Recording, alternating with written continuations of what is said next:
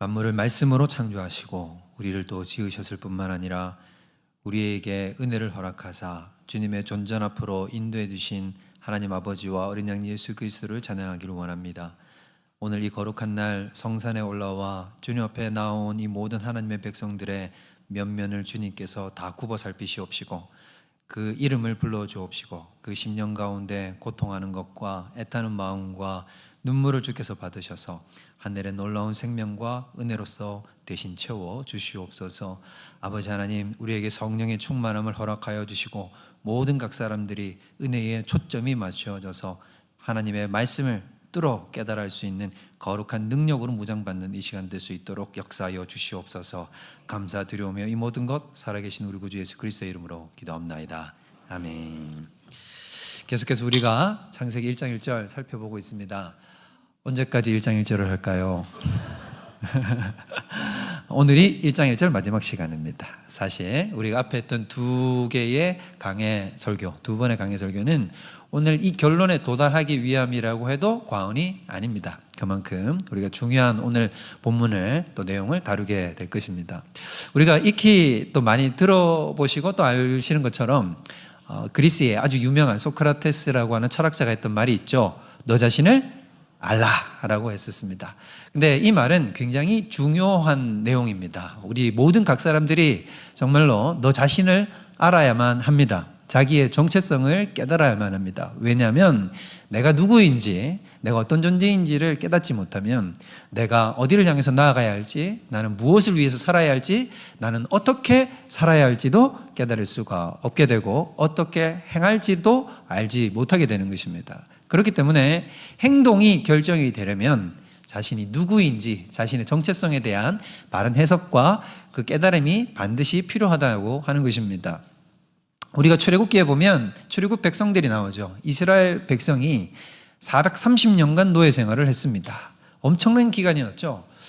우리가 일제시대가 36년을 겪었습니다. 근데 그 10배가 넘는 시간을 이스라엘 백성들은 애굽에서 종살이를 했던 것입니다. 근데 그 종살이를 하고 있을 때 하나님께서 모세라는 위대한 선지자를 보내서 그들을 애굽에서 탈출하여 약속의 땅 가나안으로 인도를 하시게 된 것입니다. 홍해를 건너고 만나와 메추라기를 먹고 낮에는 구름기둥, 밤에는 불기둥이 떠 있는 것을 날마다 보고 하나님의 성막에 하나님의 임재를 경험했던 그들이 가나안 땅을 향해서 나아가는 동안 우리도 익히 다 잘 알겠지만 40년 동안 그들은 하나님의 말씀에 순종을 하지를 못했습니다. 계속해서 반역하고 거역하고 주의 말씀을 따라가기는커녕 하나님의 말씀에서 떨어져 나가는 일만 반복했던 것입니다. 또 그 어려움의 순간 속에 부딪힐 때마다 그들이 했던 태도들을 여러분들이 기억하실 것입니다. 어렵고 힘들면 그들은 항상 모세 대신, 우리를 애굽에서 끌고 나온 모세 대신 제발 다른 목회자 하나 세우자. 성목사 대신 다른 사람 세우면 됩니까? 안 됩니까? 다른 사람 한 사람 세워가지고 어디로 돌아가자 그럽니까? 애굽으로 좀 가자. 애굽으로 가자 그럽니다. 제발 좀 애굽으로 돌아가자 그럽니다. 그런데 여러분, 그 사람들은 왜 자꾸 애굽으로 돌아가려고 하는 겁니까? 그 사람들이 애굽으로 돌아가려고 하는 것은 자기들의 정체성의 고향, 근원지를 가나안 땅으로 삼고 있는 것이 아니라 우리는 어디 사람이라고 생각을 하고 있냐면 여전히 머릿속에 430년간 노예 생활을 한 애굽이 우리의 고향이라고 생각을 하는 것입니다. 정체성의 뿌리를 거기에다 두고 있으니까 환난을 만나거나 어려움에 봉착하거나 신앙적 위기를 만나면 항상 자기들이 생각하는 그 지점으로 되돌아가려고 한다고 하는 것이죠. 그렇기 때문에 그들은 약속의 땅에 도달하지 못했습니다. 자신들이 하나님의 백성이요 하나님의 군대라는 생각이 있었다고 한다면 그들은 어디를 향했겠습니까? 우리가 죽어나 사나 갈 곳은 저 가나안 땅이야 라고 하고 가나안 땅을 향해 가게 되어 있단 말입니다. 그런데 그들은 죽어나 사나 우리는 애굽 사람이야, 우리는 종이야, 우리는 노예야, 이 노예 근성이 뿌리 깊게 자리 잡고 있으니까 하나님 나라와 그 의를 향해 달려가는 인생길을 살지 못하고 40년 동안 그 광야에서 쓰러져 버리는 안타까운 인생으로 삶을 마무리했다고 하는 것입니다. 누가복음 12장에 보면 19절부터 21절까지 한 비유가 나옵니다. 어리석은 부자 비유라고 우리가 알고 있습니다. 예수님께서 비유를 들어서 표현을 해주셨어요. 어느 날 그 부자가 소출이 너무 많이 거둔 거예요. 농사를 지었어요. 농사를 지었는데 자기가 생각했던 것보다 대박이 난 겁니다. 그러니까 기분이 좋았을까요? 좋았을까요? 그렇죠. 할렐루야. 우리도 제발 대박 한번 터졌으면 좋겠다. 우리 같으면 주식을 뭐 10,000원 넣었는데 1,000,000원이 돼버린 거예요. 뭐. 하여튼 그렇게 대박이 터져버린 거죠. 근데 생각 외로 너무 대박이 터진 나머지 이 곡식을 저장할 창고가 집에 없는 거예요. 옛날에는 그 집에 창고가 있었습니다. 여러분들, 저는 시골에 농사 짓는 우리 할아버지 밑에서 커봐서 옛날에 이렇게 단을 쌓아가지고 이렇게 쌀을 이렇게 탁 이렇게 집어넣는 그런 창고들이 있었거든요. 근데 그게 이제 모자란 거예요. 그게 모자랄 지경이 된 거죠. 그러니 막 찬송이 절로 나왔지 않겠습니까? 그래가지고 이 부자가 어떻게 했냐면 이걸 리모델링을 하면 좋을 텐데 리모델링을 해도 감당이 안 되니까 어떻게 하냐면 재건축을 하자. 그래서 이걸 싹 무너뜨려 버리고 그 위에다가 새로 지어 올린 겁니다. 지어 올리고 곡식을 착착착착착 다 집어넣었어요. 그리고 나서는 하는 말이 있어요. 19절 말씀 한번 앞에 띄워주세요. 12장 19절. 자, 다 같이 읽겠습니다. 시작.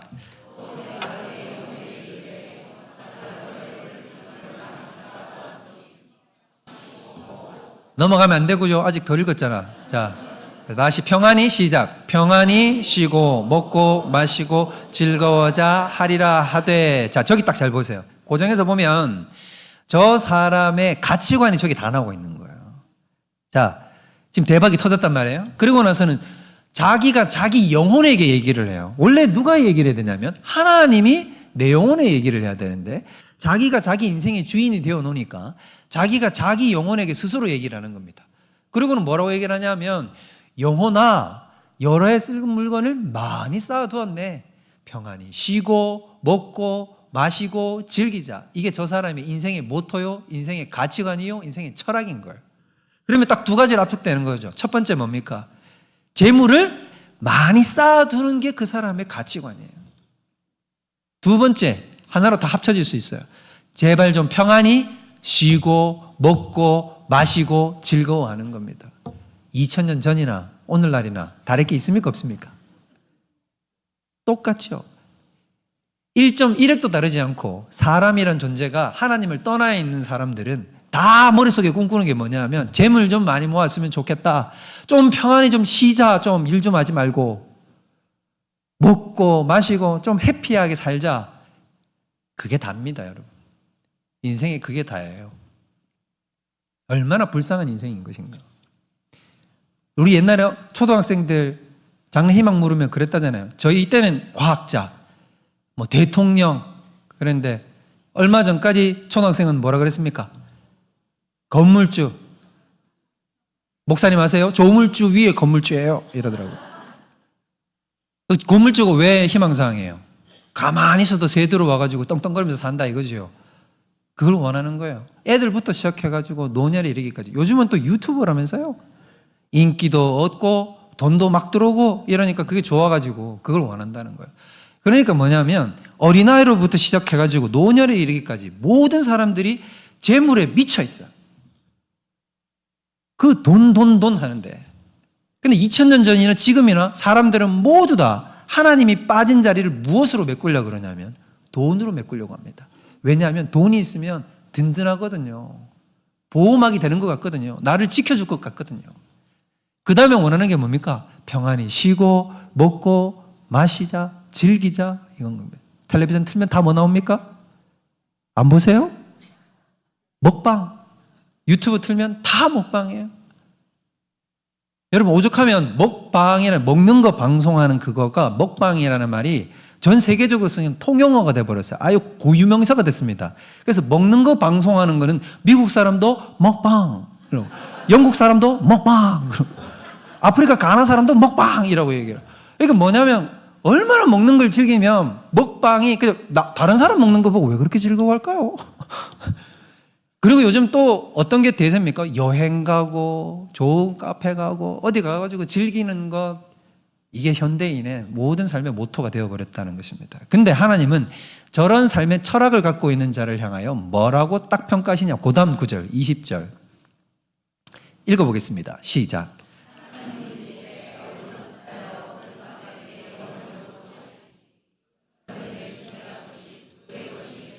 딱 한마디로 뭐라고 얘기합니까? 어리석은 자여 라고 얘기를 합니다. 세상에서는 저런 사람이 성공하신 분이죠. 재벌이시죠. 어떻게 하면 그 성공할 수 있는지 강연하고 돌아다니실 분이시죠? 그런데 하나님은 뭐라고 얘기를 합니까? 딱 한마디로 정리해버린다는 겁니다. 어리석은 자요. 어리석은 자요. 왜? 오늘 밤 너의 영혼을 내가 걷어갈 것인데 그러면 네가 그 모아놓은 거 그게 다 누구 것이냐? 아무짝에도 소용없는 것이다. 여러분, 재벌이라고 무덤 관 크기가 더 큽니까? 인간은 딱 2평 안에 들어갑니다. 끝입니다. 여기 있는 모든 사람도 예외 없이 딱 2평 안에 다 누울 거예요. 우린 다 그런 사람이에요. 21절 한 절 넘어가면 제가 읽겠습니다. 자기를 위하여 재물을 쌓아두고 하나님께 대하여 부요하지 못한 자가 다 이와 같다. 하나님께 대하여 부요하지 못하다는 것은 하나님과의 관계를 올바로 세우지 못한 사람은 다 어리석은 자다.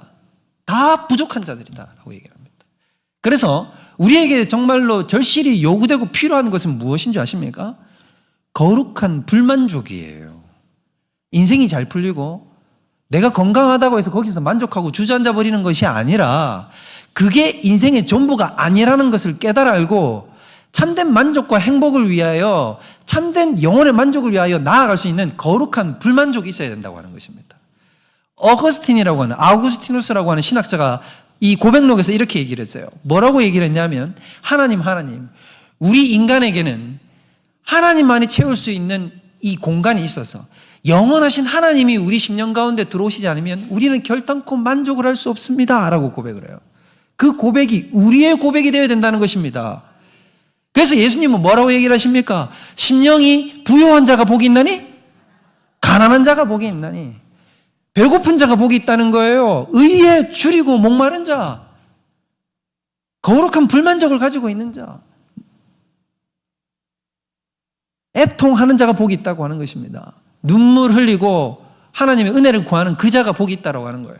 그래서 하나님의 은혜를 향하여 하나님을 향하여 거룩한 불만족을 가지고 끊임없이 주님을 찾는 그 사람이야말로 참된 복자이신 줄 믿으시기 바랍니다. 우리 삶 속에 정말로 여러분 그런 배고픔이 있으십니까? 우리가 정말로 너무너무 절실히 요구되는 이 시대에 정말로 요구되는 게 바로 뭐냐면 이 하나님을 향한 이 갈망이라는 것입니다. 요즘 이 세대는 하나님을 향한 이 갈망을 잃어가요. 제가 다음 세대들을 보면서 제일 안타까운 게 뭔지 아십니까? 우리 어르신들은 은혜라고 하면 우리 오늘 성가 때도 찬양했지만 은혜라고 하면 은혜가 뭔지를 알아요. 몸으로 알아요. 그죠? 우리는 은혜가라고 하면 우리의 영혼을 관통하고 우리의 육신을 관통한 그 은혜가 무엇인지를 다 압니다.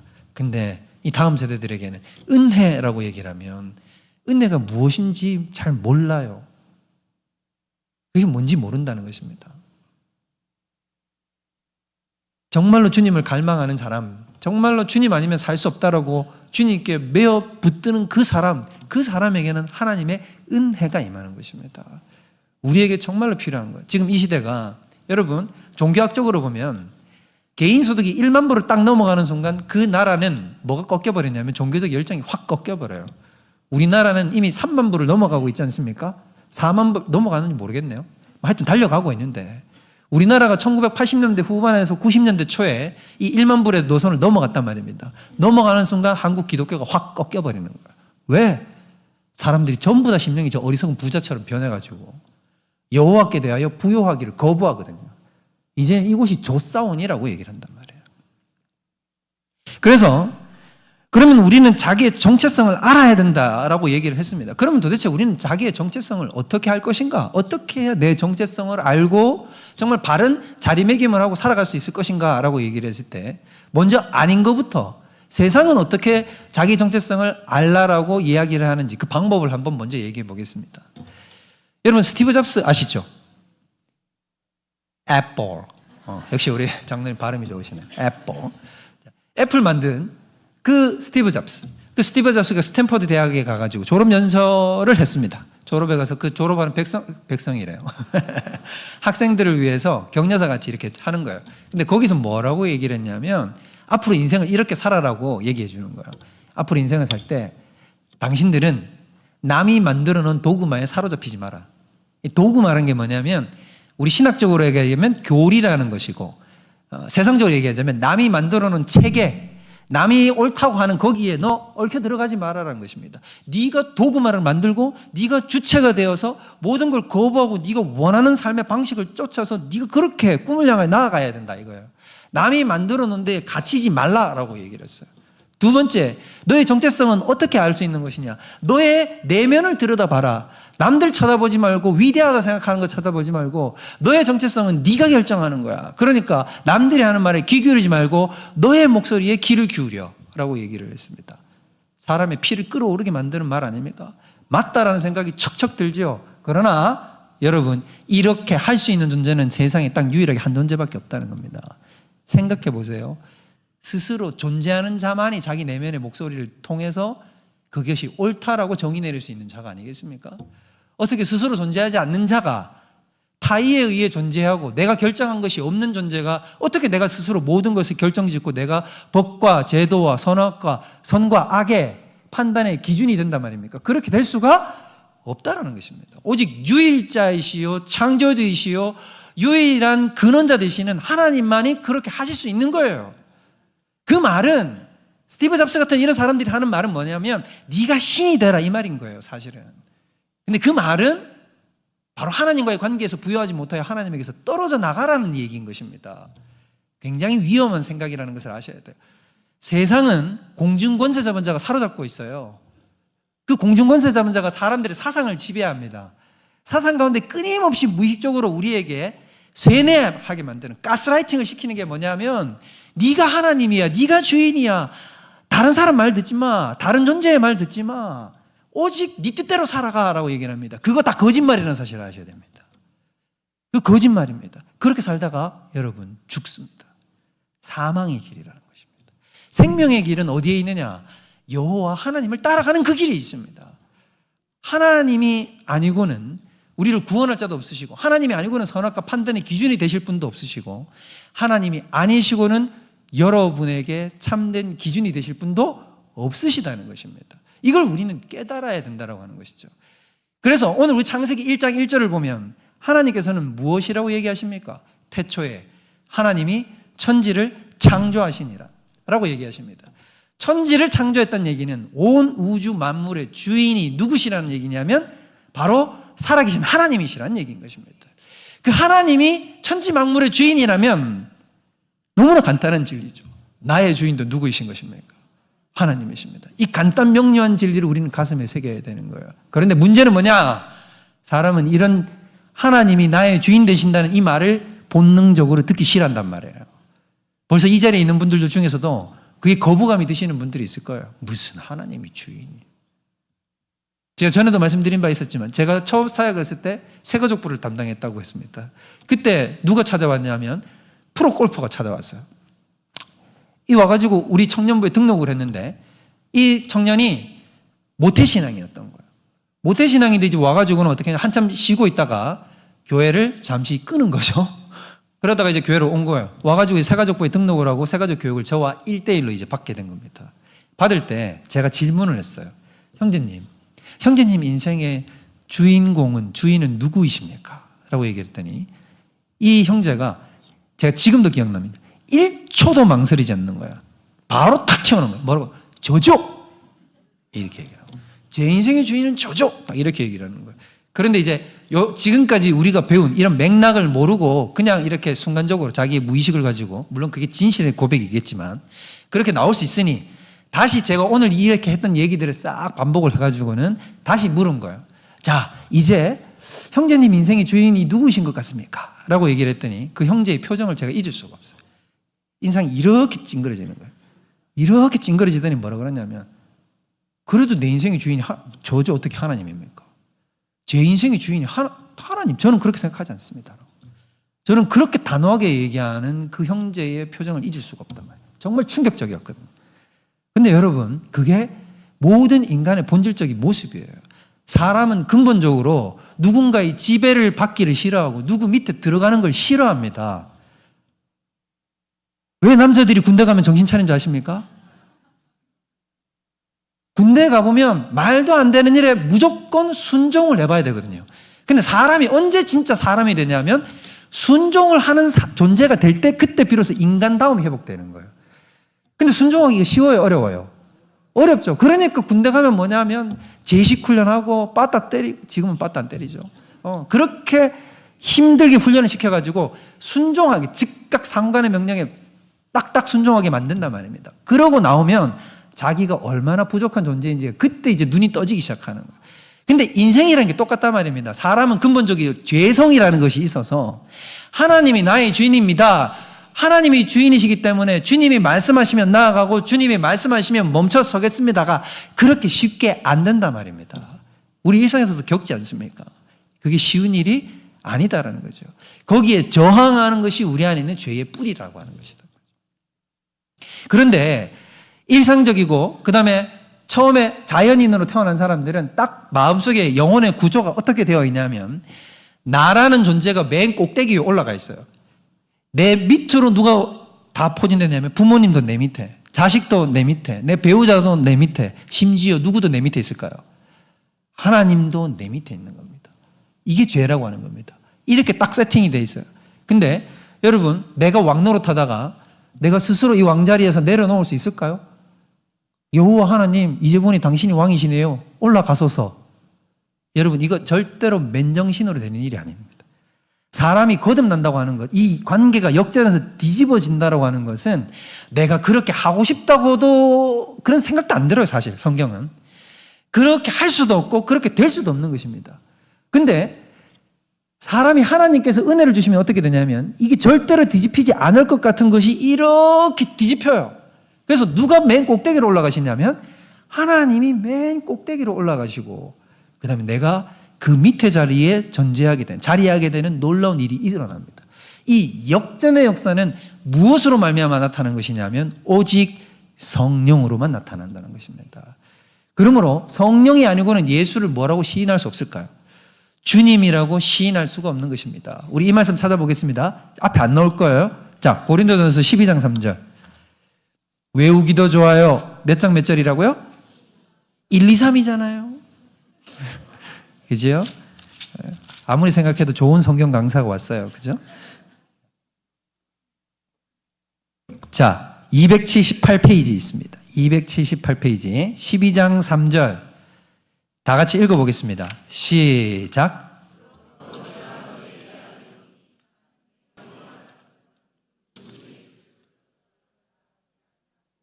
또 성령으로 아니하고는 누구든지 예수를 주라고 고백할 수가 없다. 그러면 여러분들은 모두 다 예수님을 주님으로 모시고 계십니까? 할렐루야. 그렇다면 여러분 속에 누가 계신 것입니까? 성령께서 살아계신 것입니다. 성령의 임재를 의심하지 마십시오.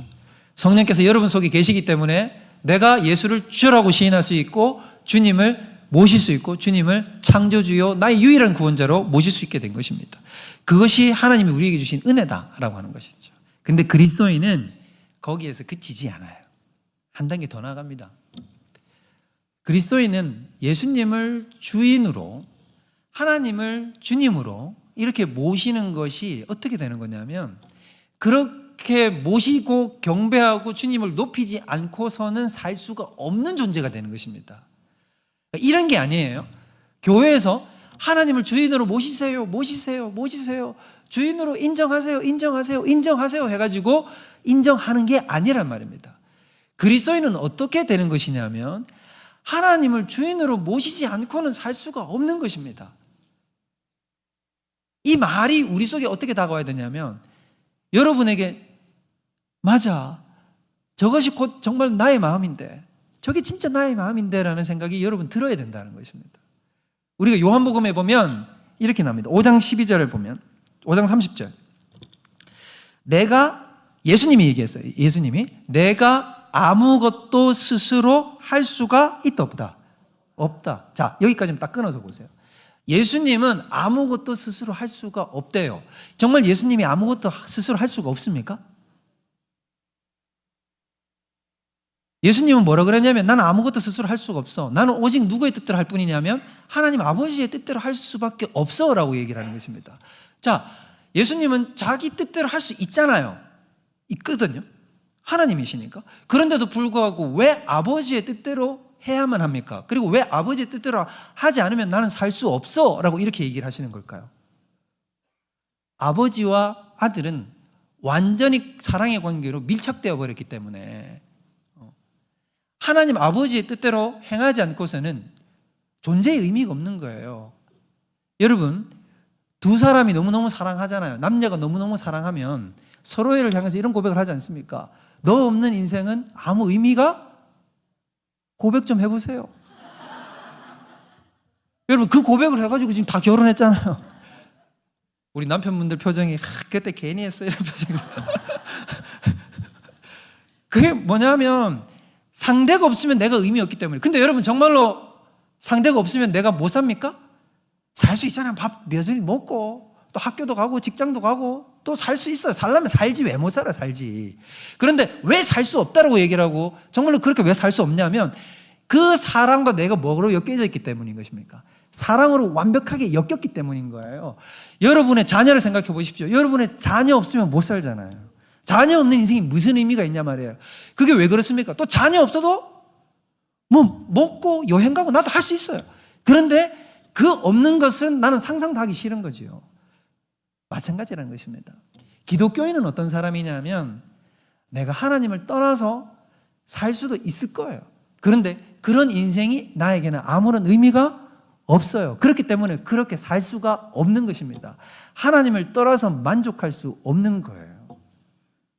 그래서 저는 이런 기독교인을 믿지 않습니다. 여러분, 냉철하게 스스로를 잘 돌아봐야 됩니다. 우리가 뭘 돌아봐야 되냐면 내가 예배도 드리지 않아요. 기도도 하지 않습니다. 그리고 하나님과의 관계도 뭐 별로 가지는 것도 없어요. 내가 좀 한다고 생각하면 그냥 식사 기도할 때 좀 아버지 감사합니다. 뭐 요 정도 내가 관계를 가지고 있다 칩시다. 그런데 그리고는 뭐 주말엔 골프 치고 건강도 괜찮고 우리 자녀들도 좀 뭐 소소하고 뭐 청년들 같으면 여자친구 이쁘고 남자친구 괜찮고 뭐 이래가지고 그냥 내 삶을 돌아보니까 뭐 지낼만 해요. 괜찮아. 그래서 별로 불편한 것 없어. 죄송하지만 그렇다면 진짜 기독교인이 아니다는 거예요. 하나님을 떠나 있는데도 하나님과의 만남도 없고 하나님과의 관계가 완전히 어그러져 있고 주님의 얼굴을 본 지가 언젠지도 모르겠는데 그냥 내 삶이 평안하니까 지낼만 하네. 이렇다면 그 사람은 하나님을 믿는 게 아니란 말이에요. 불신자란 말입니다. 여러분, 우리가 생각해 볼까요? 우리 집에 아들이 셋 있고 우리 아내가 있거든요. 만약에 우리 아들하고 우리 셋하고 우리 아내가 이렇게 얘기하는 거예요. 여보, 내가 2달만 친정에 가 있을게. 내 혼자 안 가고 우리 아이들 다 데리고 갈게 라고 얘기했어요. 그럼 속으로 뭐라고 생각할까요? 그렇죠. 벌써 표정으로 크게 얘기 못하고 우리 남자분들이 속으로 아싸! 그렇지만 이제 어떡해 여보, 당신 없이 내가 못 살아. 잠깐만 있으세요. 저 갔다 올게요. 2달만 있다 올게요. 그럼 이제 갔어요. 2달 갔단 말이에요. 2달 갔는데 첫 일주일이 너무 좋은 거예요. 막 행복해. 막 혼자서 막 집에서 오락하고 게임하고 넷플릭스 보고 뒹굴거리고 라면 막 먹고 행복해 죽겠어요. 그래가지고 2주, 3주, 4주, 5주가 가는데 아들도 없고 아내도 없으니까 너무 행복해 죽겠는 거예요. 생각도 안 나고 머릿속에 아무것도 없어. 그리움도 없어. 그러면 그 남편은 정말로 아내를 사랑하고 자식을 사랑하는 자입니까? 사랑하지 않는 자입니까? 전부 다 자매님들이 대답하시네요. 맞잖아요. 여기 무슨 예외가 있어요? 하나님을 내가 만나지도 못하고 얼굴도 보지도 못하는데 아무 거리낌도 없으면 그는 하나님을 사랑하는 자도 아니고 사실은 하나님을 경배하는 자도 아닌 것입니다. 신앙의 무서움이라는 게 여기 있어요. 우리는 우리 스스로에 대해서 이렇게 냉철하게 못 바라본단 말이에요. 근데 정말 그리스도인은 뭐냐면 이런 거예요. 내가 그리스도와 함께 십자가에 못 박혔나니 그런 적 이제 내가 산 것이 아니에요. 오직 내 안에 나를 위하여 자기 자신을 버리신 그 예수 그리스도를 믿는 믿음 안에서 나는 사는 것이다. 그게 정말 참된 신앙인의 고백이라는 것입니다. 우리는 오직 진리를 위할 뿐이니 진리를 거슬러 아무것도 할 수 없고 라고 얘기를 합니다. 자기는 진리를 거슬러서 아무것도 할 수 없대요. 너무나 위대한 고백 아닙니까? 이런 고백을 들을 때 바울은 그런가 보다가 아니라 나도 그런데, 나도 차마 주님을 떠날 수가 없는데, 나도 가끔 죄를 저지르고 잘못을 범할 때도 있지만 나는 차마 주님을 떠나서는 살 수가 없는데, 나는 그 생각이 우리 속에 자리 잡아야 되지 않겠습니까? 그래야 참된 신앙인이 되지 않겠습니까? 그렇게 하나님이 우리가 주님을 주인으로 모시면 우리는 이게 일방적인 관계처럼 보여요. 자꾸 하나님을 섬기라고 하는 것처럼 보이고 경외하라는 것처럼 보이고 의무가 우리에게만 주어진 것처럼 보이지만 사실은 여러분 그거야말로 특권 중에 특권이라는 것입니다. 왜? 내가 하나님의 종이 될 수 있고 하나님의 자녀가 될 수 있다는 것이 아무나 받을 수 있는 건가요? 여기 이재명 대통령 개인적으로 아시는 분? 여기 혹시 차은우랑 개인적으로, 요즘 차은우 좀 별로던데, 장원영이랑 개인적으로 아시는 분 있어요? 만약에 여러분 이재용 회장을 내가 개인적으로 조금 안다, 그럼 여러분 뭐라 그러겠어요? 그럼 오늘 뭐 누구하고 얘기하다가 근데 내가 재용이 형이랑 말이야, 재용이 형이 누군데? 있잖아 그 삼성 반도체 이러면서 은근슬쩍 다 아는 척하고 내가 얼마나 친한 척하고 그렇게 얘기하겠습니까? 그런 사람의 직원이 되는 것도 영예라 가지고 삼성그룹 취업했다 그러면은 떡 돌리고, 떡은 안 돌리나요? 하여튼 어디든 자랑하고 다니는데, 내가 하나님의 자녀가 되고 하나님의 종으로 쓰임받을 수 있다는 사실 자체는 영광 중에 영광인 것입니다. 그리고 그 하나님께서는 우리를 어떻게 인도하십니까? 우리를 종으로 자녀로 불러 세우셨으면 그게 바로 무슨 뜻이냐면 내가 너를 책임지겠다라는 것입니다. 내가 너를 영원히 끝까지, 내가 너를 어떻게 하겠다? 책임지고야 말겠다. 그 책임이라는 얘기는 무슨 뜻이냐면 내가 너를 반드시 내 나라에, 내 보좌 우편으로, 나와 함께하는 경배와 예배의 자리에, 이 천국의 자리에 내가 너를 반드시 데리고 오고야 말겠다는 하나님의 선언인 것입니다. 그것이 바로 태초에 하나님이 천지를 창조하셨다는 하나님의 선포인 것입니다. 할렐루야! 그렇기 때문에 하나님께서는 우리의 보호자시요 우리를 선택하신 그분은 결단코 우리를 떠나지 아니하심을 믿으시기 바랍니다. 이것을 다윗은 이렇게 고백했어요. 시편 23편, 여호와는 나의 목자이시니 나의 주인이시니 나의 아버지시니, 이 말인 거예요. 내게 부족함이 없으리로다. 그가 나를 푸른 초장과 쉴 만한 물가로 인도하시는도다. 내 영혼을 위하여 의의 공로를 우리에게 베푸시는도다. 내가 사망의 음침한 골짜기를 걸어간다 할지라도 주의 지팡이와 막대기가 나를 안시하시니 나는 두렵지 않다. 맨 마지막에 뭐라고 고백을 합니까? 위대한 고백을 하죠. 내 평생에 주의 선하심과 인자하심이 정녕 나를 따르리니 내가 여호와의 집에 영원히 살리로다. 할렐루야. 우리는 그 위대하고도 아름다운 인생을 위하여 부름받은 주님의 자녀입니다. 그 자녀의 특권을 누리시는 저와 여러분들 되시기를 주님의 이름으로 축원드립니다. 우리 다 같이 자리에서 일어나시겠습니다. 우리 주만 바라볼지라 우리 찬양할 텐데요. 하나님의 사랑을 사모하고 하나님의 평안을 바라보는 자, 너의 모든 것을 창조하신 주님이 너를 얼마나 사랑하시는지라고 말합니다. 하나님께 찬양하고 싶어하고 경배하는 자, 그 선하심을 닮아가려고 하는 자에게 하나님이 너를 자녀 삼으셨다라고 고백하는 이 찬양, 우리의 마음과 우리의 심령을 가득 담아 우리 하늘 보좌에 계신 우리 하나님께 우리의 목소리를 올려드리도록 하겠습니다.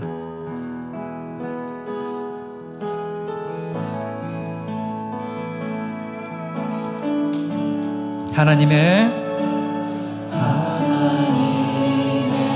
사랑을 사모하는 자, 하나님의 평안을 바라, 너의 모든 것 창조하신, 너의 모든 것 창조하신 나의 주님이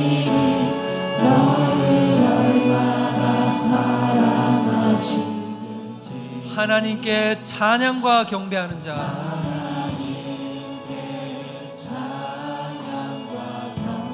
하나님의 선하심을 닮아가는 자,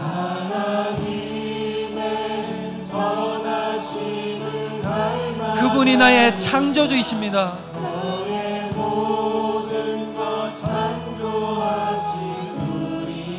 나를 자녀 삼으셨습니다. 하나님 사랑의 눈으로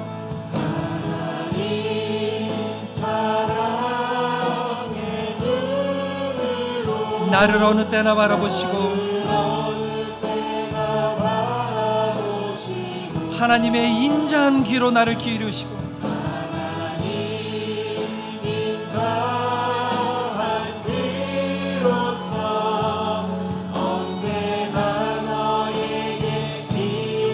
하나님은 내 인생의 어둠을 몰아내십니다.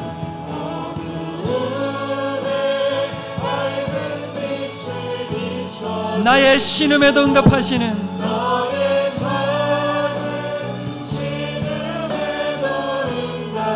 나는 어느 곳에 있든지 오직 주를 향하고 주만 바라보겠습니다. 하나님 사랑의 눈으로, 하나님 사랑의 눈으로 너를 어느 때나 바라보. 우리 두 손 들고 찬양합니다. 하나님 인자한 귀로서 언제나 너에게 기울이시리. 어두움에 밝은 빛을 비춰주시고 너의 작은 신음에도 응답하시리. 너는 어느 곳에 있든지 주를 향하고 주만 바라보. 하나님 사랑의 눈으로, 하나님 사랑의 눈으로 너를 어느 때나 바라보시고.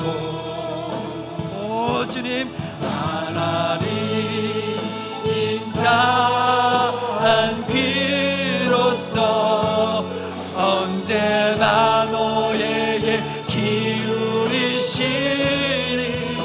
어둠이 떠나가라. 어둠에 밝은 빛을 비춰주시고 너의 작은 신음에도 응답하시니. 너는 어느 곳에 있든지 주를 향하고 주만 바라볼지라. 주만 바라볼지라.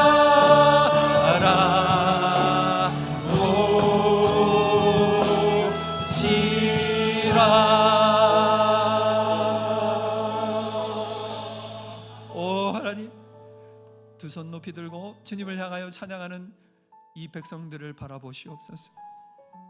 주님을 향한 간절한 소원과 마음을 가지고 나를 창조하신 하나님이 나의 아버지 되심을 감격하여 주님께 찬송과 존귀와 영광을 올려드리는 이 무대를 보시옵소서. 아버지, 우리의 눈물을 아시고 나의 신음소리도 아시고 내 인생의 어둠을 향하여서 빛이 있으라 말씀하시는 하나님, 우리 삶 가운데 다가오셔서 모든 어둠을 몰아내어 주옵시며 눈물을 걷어가 주옵시며 친히 우리 가운데 장막을 치사 우리와 동행하여 주시옵소서. 우리가 부르짖을 때 우리의 기도 소리에 응답하여 주옵시고 병들어 지쳤을 때 우리를 강건케 하여 주옵시며 우리가 낙심하고 절망할 때에 새 힘을 불어넣어 주셔서 걸어가도 곤비치 아니하고 달려가도 피곤치 아니하는 하나님의 그 새 힘의 능력을 허락하여 주시옵소서. 아버지, 이제 일가 친척들을 향하여, 사랑하는 우리의 가족들을 향하여, 또한 저 세상을 향하여 나아가는 우리의 성도들의 가슴마다 예수의 은혜, 예수의 능력, 예수의 십자가의 보혈, 예수의 부활의 권능을 허락하여 주셔서 어디를 가든지 승리하게 하여 주옵시며 하나님의 능력과 은혜로 무장한 주의 백성 될 수 있도록 역사하여 주시옵소서. 그래 우리 평생에 주의 선하심과 인자하심이 정녕 나를 따르리니 내가 여호와의 집에 영원히 살리라고 고백하는 우리 모든 대형의 식구가 될 수 있도록 하나님 함께하여 주시옵소서. 우리를 사랑하신 우리 구주 예수 그리스도의 이름으로 기도하옵나이다. 이제는 우리 구주 예수 그리스도의 은혜와 하나님 아버지의 그 무한하신 사랑과 성령님의 위로교통 충만 인도 보호하시는 역사가 우리 모든 하나님의 사람들 머리 위에 이제로부터 영원토록 함께 있을지어다. 아멘.